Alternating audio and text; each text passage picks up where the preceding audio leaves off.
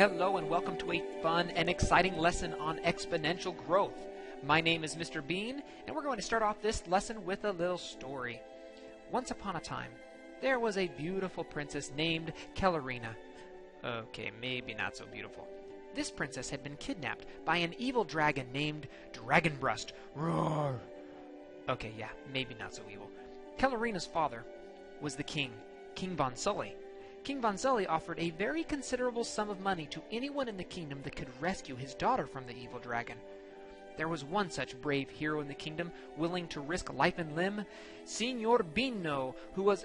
not that Bino. There we go, that's Signor Bino. Signor Bino told the king that he would rescue his not-so-beautiful daughter from the not-so-evil dragon. King Von Sully at first offered $1 million to anyone who could rescue his daughter. $1 million. But King Von Sully realized $1 million probably wasn't enough, considering he was the king and all, and he was very wealthy. So instead he offered Signor Bino $1 trillion.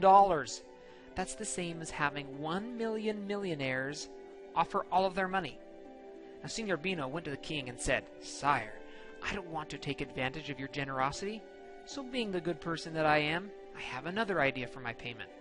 If you'll take a chessboard and put 1 penny on the first square, and then double that and put 2 pennies on the second square, and then double it again and put 4 pennies on the third square, and continue that doubling process until you fill up the entire board." After only 1 line, the king saw that the total amount of money was only a little over $2. He was so impressed with Signor Bino's magnanimous offer, he immediately accepted this agreement. In today's lesson, you'll see how much money Signor Bino will actually receive after the entire chessboard is filled up. This process of doubling is an example of something called exponential growth. And while it may not seem like much at first, you will see how rapidly it increases, and that Signor Bino is not nearly as nice as he appears. So let's get into the bulk of the lesson now, dealing with exponential growth functions. If the variable is not in the exponent, then it is not an exponential function. Here's what that means. You look here at the exponent. Here we have an x up there in the exponent, and that is the variable, and therefore it is an exponential function. It must be in the exponent. Now let me put this another way. Here's how I remember. This is funny. Ready? We have the word exponent, and if you take the x out of the exponent, you get eponent. Exponential function. There's no such thing as exponential function. It's got to be an exponential function. Get it? Okay? Or there's really no such thing as exponential function. Please don't say that in the future. That's embarrassing. All right, so here you have, writing this down in our notes, what we call the initial value, what you're starting off with. And then B here, the base, is a growth or decay factor. Now, for today's lesson, we're focusing just on growth factors. Next lesson, we'll do both growth and decay. This will also set up for when we start doing models, real-world application stuff, and we'll do a lot more of that in the next lesson. A couple conditions with this is that a cannot be 0. If this was a 0, then the whole thing would become 0, and you would just get y equals 0. Okay, that would be kind of dumb, so we're not doing that. A cannot be a 0, the initial value. Also, the condition 2 is the base must be positive, and it cannot be 1. So it's got to be some positive number, and we can't be the number 1. If it was the number 1, then 1 to the x would just equal 1, and it would just be a times 1 all over the place. And so those are the 2 conditions for exponential functions. So let's identify whether or not these are exponential or not. So for the first one, 2 raised to the x, is this exponential? Yes, it is. And the initial value is, this is tricky, it's a 1, and the base is a 2. See, this is a base 2, and there's a, you don't see it, but there's a 1 times in front of this thing, and so a is a 1. Is number 2 here, is this one exponential? This one is not, and it is not exponential because, we're going to get rid of those lines, because the variable is not in the exponent. Remember, exponential. It's got to be inside exponent. All right, here we have the variable up here in the exponent. That's okay. The base is positive. The number can be negative in front. That's okay. So this one is yes. A is -3. The initial value is -3, and the growth factor is a 2.6. This one here, is it exponential? It is. Now, you might have wanted to say no, it's not, but here's why. The a is a 10. And the base, this is a little tricky. You're not good if you remember this. This is the same thing. I'm going to write it down here. This is the same thing as 1/6 raised to the x power. A negative exponent means you flip it. And so the base is actually 1/6, not just a 6. And then here, this is tricky here too. We're going to get into this in 9.3, 9.4. E is not a variable, and so this is not exponential. In fact, there are no exponents anywhere in this. E represents a number, kind of like pi is a number. E is its own special number. We'll do that later in this unit. Linear versus exponential. Here you have an equation. I want you to write down the equations for these. I wrote those for you, but they look very similar. In the first, you have 2 times x. In the second one, you have 2 raised to the x. So please be careful when you're writing it on your pieces of paper and on your homework practice and all that stuff, that when you have to write 2 raised to the x, that you make it obvious it's 2 raised to the x. Don't write something like this that's kind of hard to tell. Okay, is that 2x, 2 raised to the x? Make it obvious when you're writing these things down. And there's the difference of the graphs as well. Just a straight line versus a curved line that looks exponential. Okay, a few things to write down here about the exponential growth functions. One is that if the b value is greater than 1, fix that here. If b is larger than 1, then it is going to grow away from what we call the asymptote as you move left to right. Okay, well, what in the world's an asymptote? It says here in this paragraph, you want to copy that down, but put this, it's hard to see on here, but I'm going to put a dashed line right on the x-axis. I'll put it just barely above so you can see it, right along the x-axis. This is some imaginary line. You don't see it, but it is going to be a line that the graph is going to approach closer and closer to. Okay, we will talk a lot more about these in the next unit, Unit 10, with Mr. Brust. He'll cover this stuff, but as you move left to right, remember, you're going this way. As you move left to right, the graph is going to be growing away from it if b is greater than 1. And what is the domain? The domain is all real numbers. As you move left to right, all of the x's on this graph, it goes forever. Another way of saying all real numbers, a nice little shortcut, is you put 2 lines like this, and you make an R.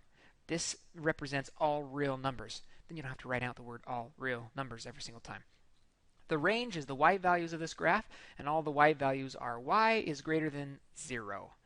Now, what are these dots here for? We'll come back to that later in this lesson. I just want you to have those on here, so just remember we will come back to this. Now we have growth versus decay. So this is our lesson here. We're doing this one today, and our next lesson we'll do decay. So if you're moving left to right, it's going to grow away. Another thing that it could do is if you had a graph that was doing something like this, that would also be growth, because moving left to right, it's going away. Here's decay. Left to right, it's getting closer, or you could have something like this. As you move left to right, it'd be getting closer. But this is our focus today, growth. So for these graphs, which ones are growth functions? This one, as you move left to right, it's getting, actually, I'm not telling you, pause it, and then I'll have the answers appear. All right, I tried to have the answers here pop up for you, and the first one was a decay, growth, and decay. So just remember moving left to right, whether it's growing away from it or decaying closer to the asymptote. Let's create our first graph of these exponential functions, and what we'll do is we're going to plug in some test points. We'll do a little t-chart. I'll plug in the number 0, a 1, and a 2. In fact, I'll even go up to 3, and let's see what we get. If you plug in a 0 here, so just maybe do some side work, maybe in the margins if there's not enough room. So we'll have 1/2 times 2 raised to the 0 power. What's 2 to the 0 power? That's a 1, so we just have 1/2 times 1. So the y value is 1/2. All right, now let's do it with the number 1. Now we have 1/2 times 2 raised to the first power, so that's 1/2 times 2, which equals 1. So when x is 1, the y value is 1. All right, now do this again. We plug in the number 2 into the x value. So plug in a 2 there.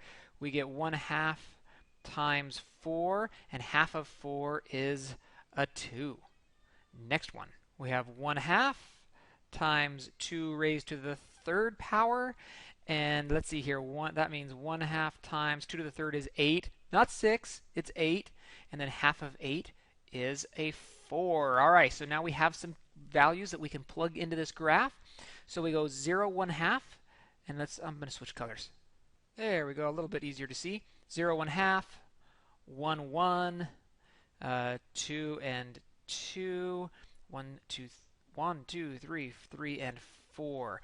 Okay, and now we can see we could keep getting some more points. And we have our asymptote is going to be, this is what the graph looks like. It's going to be very, very close to this thing, and I'm drawing this freehand here, so it's going to be really squiggly. I'm trying not to make it squiggly.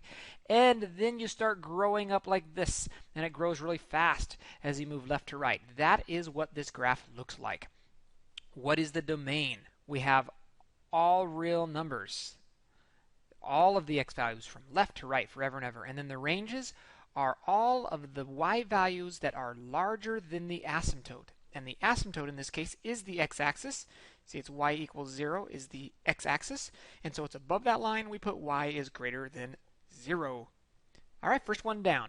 So now this box would work. These coordinate points will work for every exponential function that we're trying to plug in, unless things are shifted and translated, which will show how to deal with that. So if you plug in a 0 here, remember, this becomes a 0, b to the 0 is 1, and all you're left with is a. That's going to happen every time. So 0, comma a is a quick coordinate point without having to do a lot of calculations. Same with with the number 1. If we plug in a 1, it's just a times b. So there's another quick and easy coordinate point. Those are two fast, easy coordinate points, along with sketching the asymptote, that can help us sketch these graphs.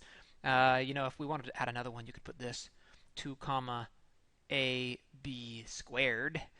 That might be another one that could be fast. So these would be, we always want to do at least 2 points, preferably 3, to help us sketch this stuff. 3 is best to have if it fits on the graph. Now, before we go on to the next part of this lesson, I've got to make sure I emphasize you are not going to be allowed to use a calculator on this mastery check. And so for the practice and for the rest of the notes, you want to try and do everything you can without needing to refer to a graphing calculator. So that brings us to this. Well, what are these 3 points here? This first one here, that one would be 0, comma, a. So go back in your notes and let's add this in. And then this coordinate point here would be 1, comma, a times b, and then this coordinate point would be 2 comma a times b squared. Those are 3 coordinate points along with the asymptote that can help you sketch it. So now we will graph number 2. I'm going to do this number 2 with you, and then I'll let you try number 3 on your own. So again, we are going to look at the coordinate points 0 comma 1/2. Remember 0 comma a, so that first one, and then 1 comma, if we plug in a 1, it's just going to be 1/2 times 3. Half of 3 is 1.5. You could say 3 halves, leave it as a fraction, or 1.5. I like decimals when I'm putting things on a graph just because it's a little easier. And then if I did a 2, let's do one more so we can get another coordinate point.